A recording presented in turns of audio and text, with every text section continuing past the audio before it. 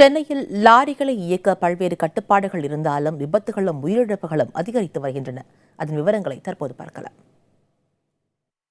சென்னை கிண்டியில் தண்ணீர் லாரியை தாறுமாறாக ஓட்டி விபத்தை ஏற்படுத்திய வழக்கில் ஓட்டுநர் ராஜேந்திரன் கைது செய்யப்பட்டுள்ளார். அவர் அளித்துள்ள வாக்குமூலத்தில் பிரேக் பிடிக்காததால் விபத்து ஏற்பட்டதாக கூறியுள்ளார். அவர் ஓட்டி வந்த லாரிக்கு 2 மாதங்களுக்கு முன்புதான் தகுதிச் சான்றிதழ் பெறப்பட்டுள்ளது. விபத்தை தொடர்ந்து லாரி, ஓட்டுநர் உரிமம், ஆவணங்கள் ஆகியவை பறிமுதல் செய்யப்பட்டிருக்கின்றன. சென்னையில் உள்ள 15 மண்டலங்களுக்கு 3000 லாரிகள் மூலம் குடிநீர் விநியோகிக்கப்படுகிறது. ஒப்பந்த அடிப்படையில் லாரிகள் இயக்கப்படும் நிலையில் அதன் உரிமையாளர்களே ஓட்டுநர்களை நியமிக்கின்றனர். ஓட்டுநர் உரிமம் இருக்க வேண்டும். ஓட்டுநர்கள் 18 வயதிற்கு மேற்பட்டவர்களாக இருக்க வேண்டும். ஓட்டுநர்கள் மீது வழக்குகள் இருக்கக்கூடாது.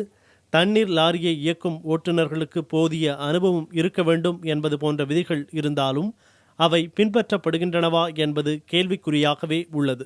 சென்னையில் கடந்த 2015ஆம் ஆண்டில் மட்டும் லாரிகளால் ஏற்பட்ட விபத்துகளில் 170 பேர் உயிரிழந்துள்ளனர்.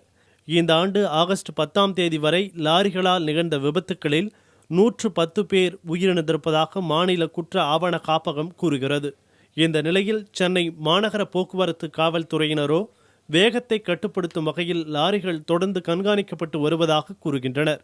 சென்னையில் பகல் நேரத்தில் தண்ணீர், பால், மருந்துகள் போன்ற அத்தியாவசிய பொருட்களை கொண்டு செல்லும் லாரிகள் அனுமதிக்கப்படுவதாகவும் 40 கிலோமீட்டர் வேகத்தில்தான் செல்ல வேண்டும் என்பது கண்காணிக்கப்பட்டு வருவதாகவும் தெரிவிக்கின்றனர்.